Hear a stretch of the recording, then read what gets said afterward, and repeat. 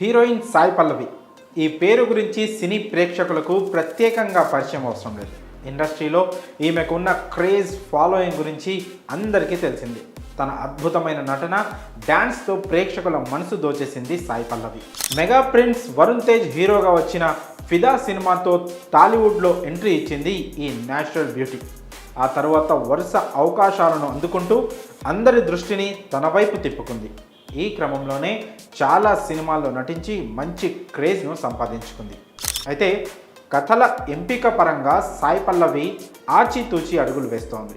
ఒకసారి కథలో పాత్ర నచ్చకపోతే అవతల ఎంత పెద్ద స్టార్ హీరో అయినా సరే సినిమాలో నటించనని కుండ బద్దలు కొడుతూ చెప్తోంది.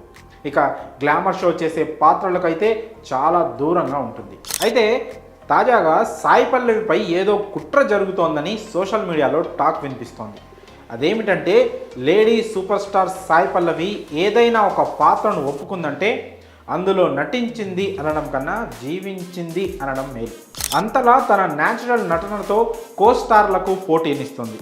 మరి అంత టాలెంట్ ఉన్న సాయి పల్లవిపై ఇండస్ట్రీలో ఏదో తెలియని కుట్ర జరుగుతోందని వార్తలు గుప్పుమంటున్నాయి. ఎందుకంటే ఇటీవలే సాయి పల్లవి నితీష్ తివారీ రామాయణం సినిమాలో నటిస్తుందన్న విషయం తెలిసింది. అయితే అందులో సాయి పల్లవిని సీత పాత్ర నుంచి తొలగించి ఆ స్థానంలో జాన్వీ కపూర్ని తీసుకున్నట్లు బాలీవుడ్ మీడియా కోడై కూస్తుంది. అయితే ఈ కథనాల్లో వాస్తవం లేదని తాజాగా తేలింది. అవన్నీ కేవలం ఊహాగానాలేనని రుజువైంది.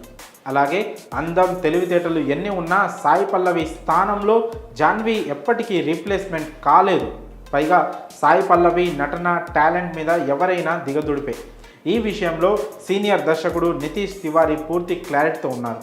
అంతేకాకుండా సీత పాత్రలో సాయి పల్లవి అయితేనే ఆ పాత్రకు న్యాయం చేయగలరని ఆయన భావిస్తున్నారట. కాగా సాయి పల్లవిని సీత పాత్ర నుంచి తొలగిస్తున్నారని సోషల్ మీడియాలో వచ్చే తప్పుడు గాసిప్లను అస్సలు నమ్మవద్దని కూడా చెప్తున్నారట. మరి ఏది ఏమైనా సీత పాత్రలో సాయి పల్లవి అయితే చాలా బాగుంటుంది. అయితే ఆ పాత్రలో ఒదిగి న్యాయం చేస్తుందని ఆమె ఫ్యాన్స్ కూడా సాయి పల్లవిపై ప్రశంసలు కురిపిస్తారు.